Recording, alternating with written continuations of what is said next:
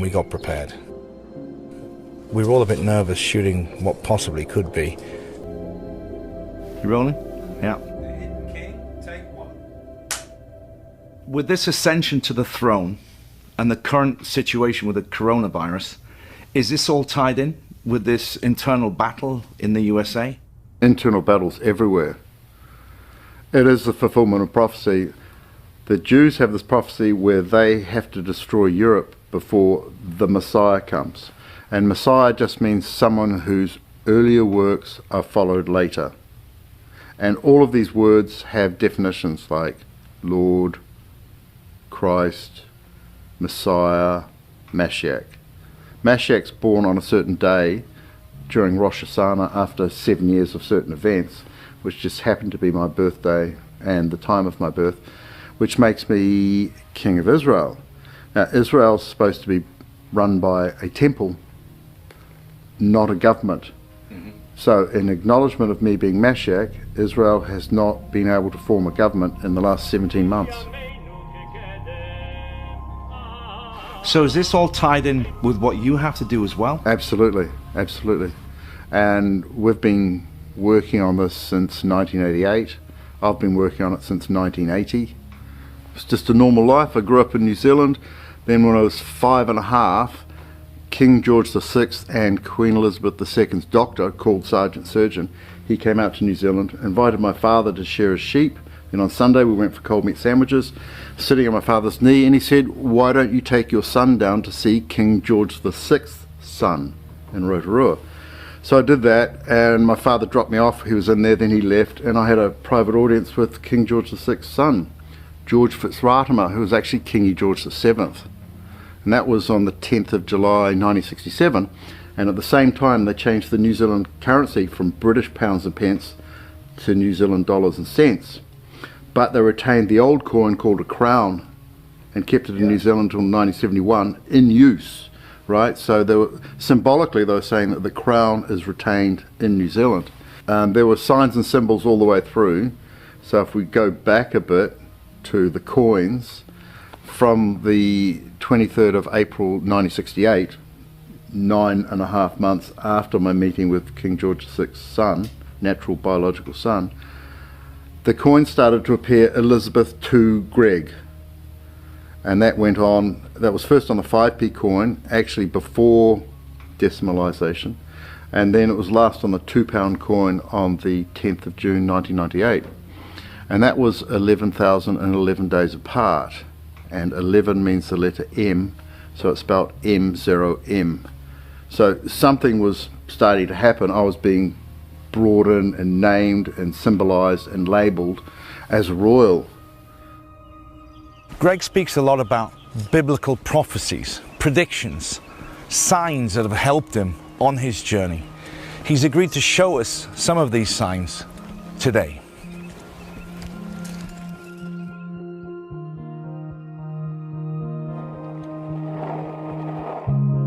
This is a prophecy marker. It's a stele. It's the disc stele, and it was put up in June 2000, and it predicts the day that I would arrive, pretty much within 6 days, and it shows the location from Jerusalem, and that location is 11 miles out. Okay. It's 2,222 miles to Jerusalem, and this says 2,211, and that 11 is a guide to rotate the disc mirror 11 degrees, and then it's an exact match with the Sea of Galilee in the shape. And C, S-E-A, is homophonous with the Roman numeral C, which is 100, and the disc mirror is exactly 100th the size of the Sea of Galilee. Wow, you've worked all this out? I just came across it one day and saw it, and it predicted how old I would be when I noticed it. And the coordinates on it are actually the coordinates of the Sizewell nuclear power station. What? Which is 21 nautical miles away.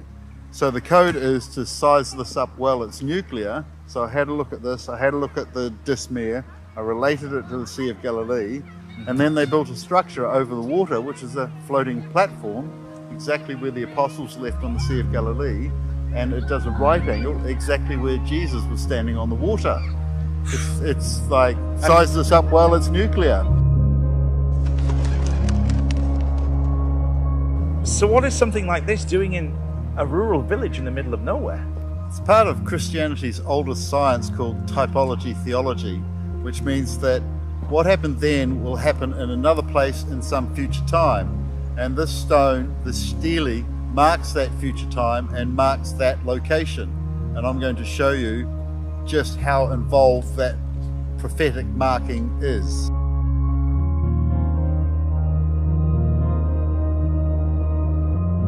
It's just unfolding like it's a glorious revolution, and it's a bloodless coup, and we're just getting rid of the old ways and the people doing the things in the old ways, and we're doing things in a new way which is multi-dimensional from all angles, from all media, and it's just happening, and we all know it's happening, and not many people can put their finger on it, and not many people know what the causations are.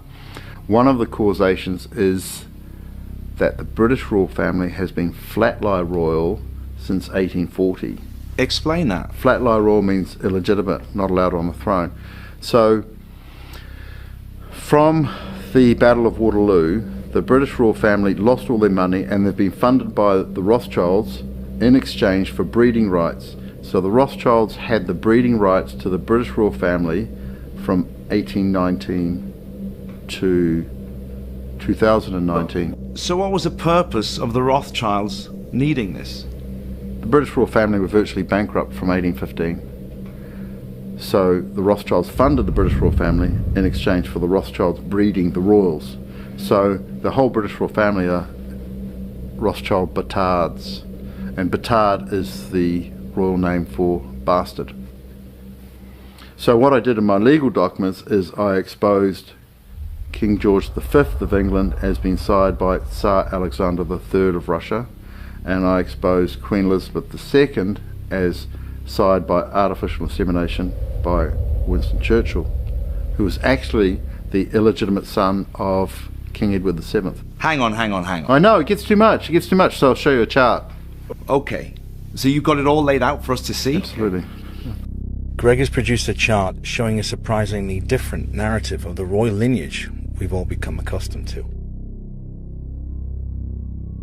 So these legal documents that you've registered and given to the British royal family, you've also sent copy of these to various other world leaders? America, Russia, Israel, England, plus And the Pope and the Archbishop of Canterbury. And nobody contested these documents? Well, they've accepted them all by passive acquiescence and cognitive avoidance, and they've put an estoppel in action on them, which means to stop due to the action, which is an admission. So the whole world has been acting on my documents, including the British royal family. They've acquiesced to my documents by removing their emblem off the Buckingham Palace gates, and by doing a Rex Abscondus, and the Queen has gone into hiding in Windsor Castle for the purpose of supposedly the coronavirus. But the coronavirus actually means we crown him in Latin, right? The whole world's closed down for Lent, the Pope's abdicated, the Queen's abdicated, and I've been named in movies, I've named myself in the documents with these titles, given the reasons and the history of why I have these titles, and it's been accepted. So I'm now getting phone calls from and interviews with American generals accepting me and putting me in place. Wow. And the whole world is acting on it, and people saying, how excited are you? And I'm going, actually, it just feels normal. It just feels, I've got no ego, super ego. I'm just walking a path, you know. So you're just taking it all in your stride, really. You're just letting it all unfold. It's like I was imbued with it. I literally was. I was imbued with this, and I was successively trained with it about every 2 years, you know, so it wouldn't go into overload. And I've been publishing this stuff for the last 18 years. It's in depth and it crosses all barriers and all. Greg. Yeah. It's John. Okay, cheers. Hey, How are you? How are you? You were in the middle of filming, so quickly. I'm sorry. I just have to tell you something. During our time filming with Greg, there were several occasions where he received phone calls giving him vital intel drops about the ongoing worldwide situation. What he's going to tell me, or what he just told me right now, is that he's going to close down all accounts in the next couple of hours. Oh, fantastic, so, fantastic. Yeah, and he will for you. So that's pretty much the message for right now. That's all I want to say. Very positive.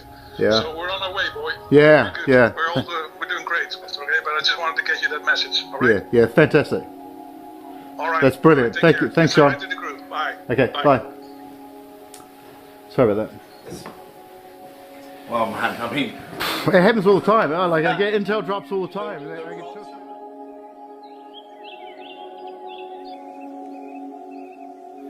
And the world's ready now, and they just go, I understand symbols, I understand signs and symbols, I understand what he's doing, and I put it clearly in the legal documents, and that just spread like wildfire. I had 170,000 document downloads in 5 days. wow.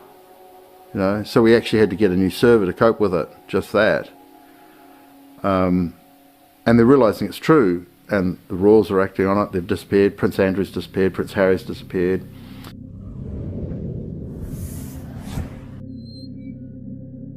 The documentation I've presented to the Common Law Courts, Great Britain and International, includes the certified declaration of Queen Anne Boleyn's royal lineage and myself, Joseph Gregory Hallett, the certified declaration of Joseph Gregory Hallett, the Mashiach Christ Messiah and King of England.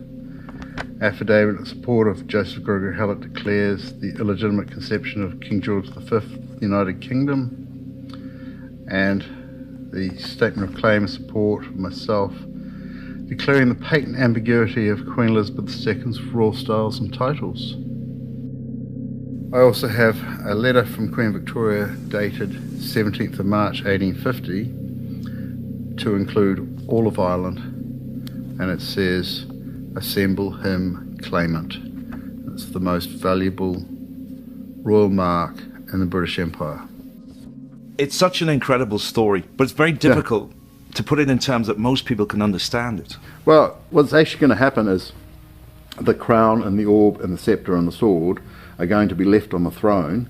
The gates are going to be open. I'm going to walk in and I'm going to sit down on the chair. Someone's going to put the crown on my head, take a photo, and we're going to send that around the world, and then we'll have a ceremony later.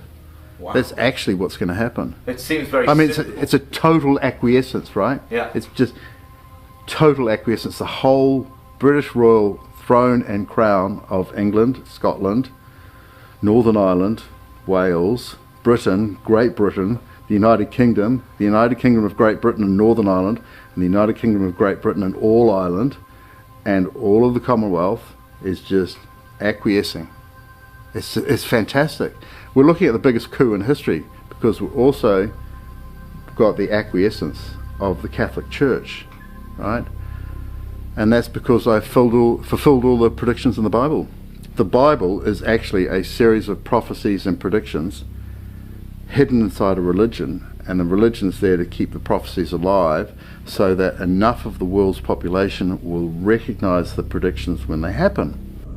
Which has become clouded now because most people have forgotten how to interpret these messages. Well, what was interesting, they brought Paul in to undo Jesus' work in the Bible, and that's quite well documented by leading academics. But the bits they didn't understand in the Bible, they left in, and the bits they didn't understand was the predictions. So the predictions, the essence of it, was left in there. And there's also the Book of Predictions. And the Book of Predictions was summarised in the Rosicrucian Cosmography drawn by Sir Walter Raleigh, and there's a key required for that Rosicrucian Cosmography to show who is the silent Roman Emperor, the King of the United Kingdom, and then it was England, and Great Britain. I was given the key on the 10th of April 2014. This is the key? This is the key. And then I found out that Sir Walter Raleigh was my ancestor.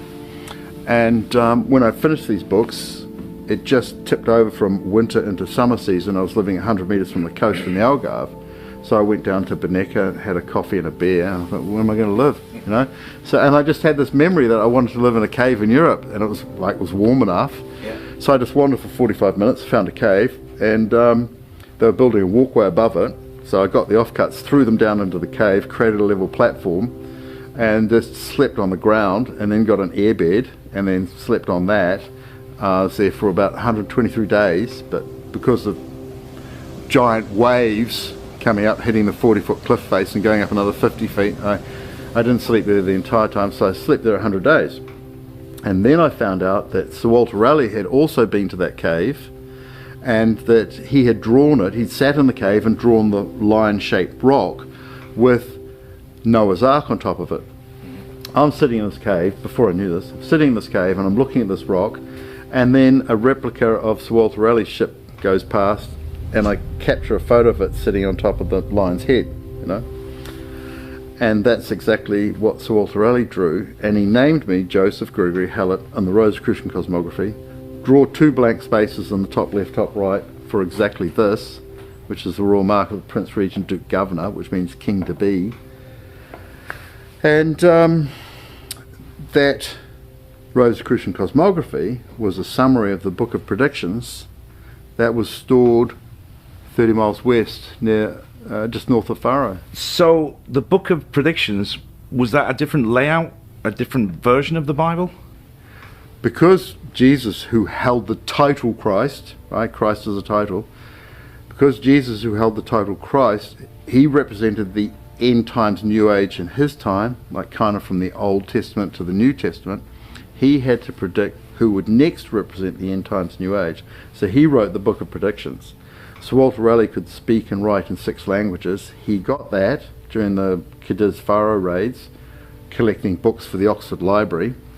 And he kept that Book of Predictions to himself, interpreted it, and he said, go 30 miles west to an arch in the rock, it's 27 feet high, go through there, find the cave, which had been struck by plasma arcs from another planet, and sketch it and write down these names, Joseph Gregory Hallett, and this is the next person to represent the end times New Age.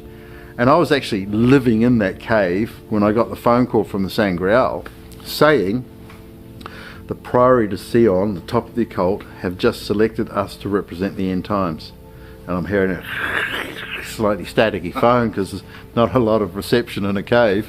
And so that was great. We did that. And I found out all the dates and when the changeover was, and you know, to get right down to detail. So you knew it was going to be 2020? Now this was 2014. Right. So I was doing it. And it's, the way they mark 2014 in the Rosicrucian cosmography is to have 2 little X's, it's 20, and then they have a big vertical feather, it's the 1, and then they've got another feather, one's in a 4 and the other's in a 7, and that marked 2014, which is the 7 year, yeah, 2 plus 1 plus 4, and that started on the 7th of July, so it's 777, and that's the number for the end times New Age. It's also the number for the Shin, 21, and I'd been running the Shin since 1980, and the Shin is the Forbidden Secret, and the Forbidden Secret is the British royal family are illegitimate, and the biggest secret in the Catholic Church is that there were 2 Jesuses. Wow.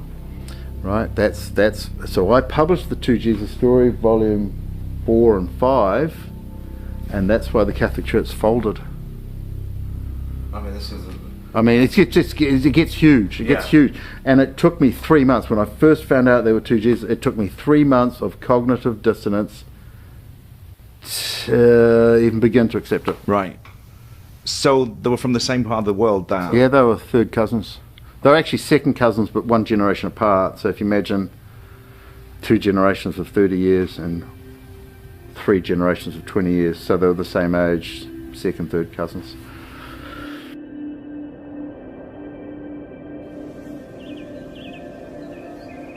Okay, so this is my profile oak tree where I was photographed in 2016. And in 2017, on the 25th, 26th of July, a storm came through that was from the ground right up to the top of the sky, 200% moisture, and it's just traveling at about 6 miles an hour. and toppled a tree and and then it came through here, and this huge thunder, this huge Zeus-like thunder, but no lightning.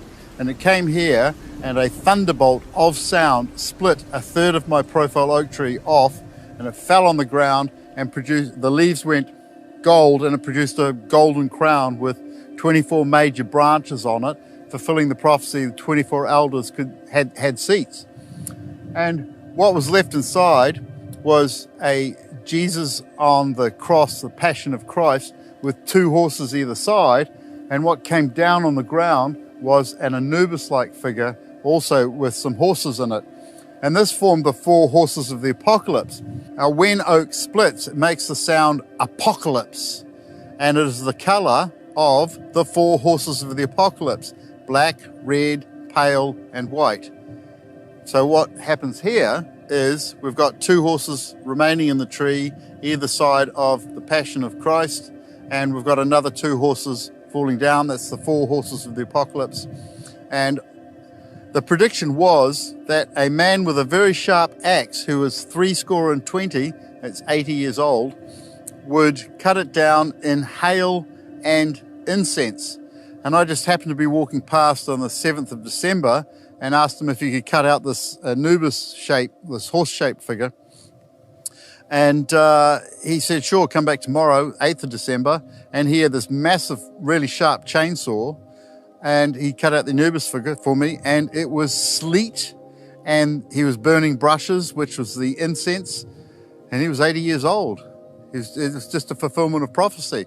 And when I filmed it, there was no clouds, and this rainbow appeared out of the sky and landed in the gravestone 100 meters that way. So I went and looked at the gravestone. It said Henry William Haylett. And that was also in the Bible prophecy.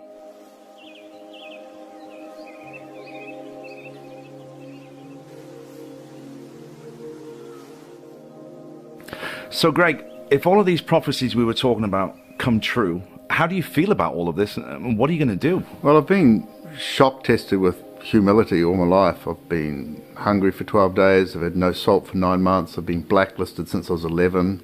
I haven't been allowed to work anywhere in the world for the last 13 years. So now that it's obvious that I'm fulfilling all the prophecies and the time's right, everyone's coming on board, like governments and generals and banks, and this crew has just popped up. It's just fantastic.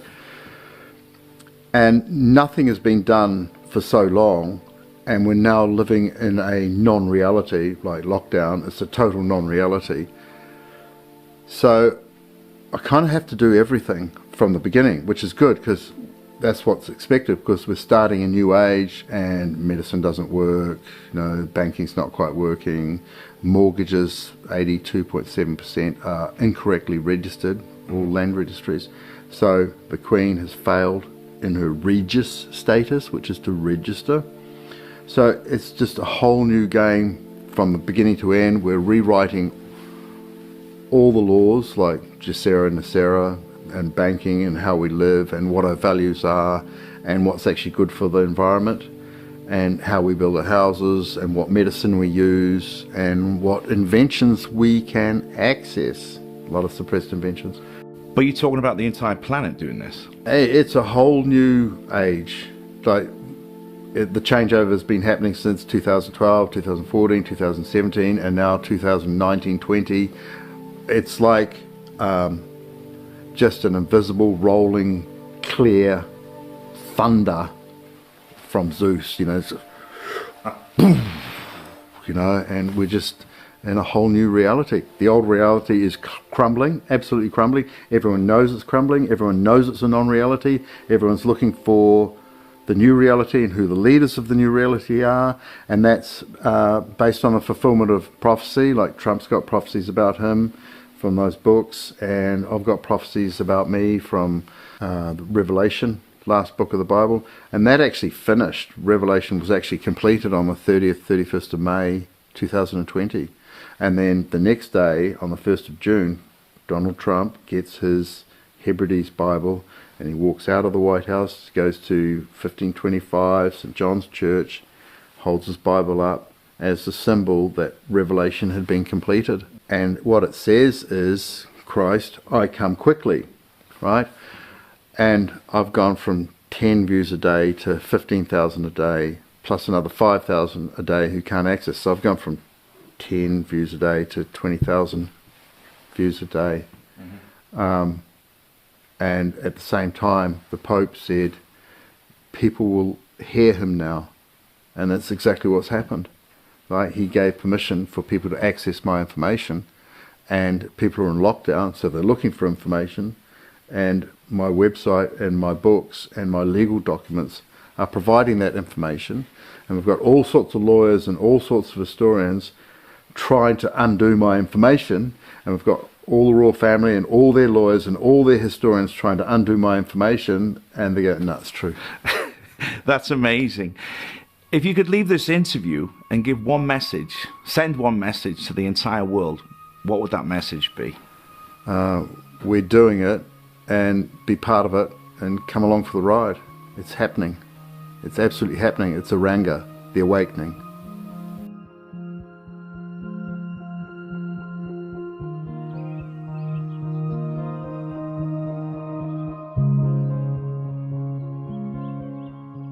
I've spent the past 3 days with Greg, and the man's knowledge of history, biblical prophecy and royal lines is truly remarkable.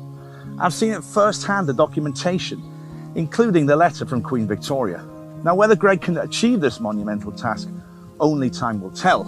But one thing is for sure, I feel that this is not the last time that we will hear this name, Joseph Gregory Hallett.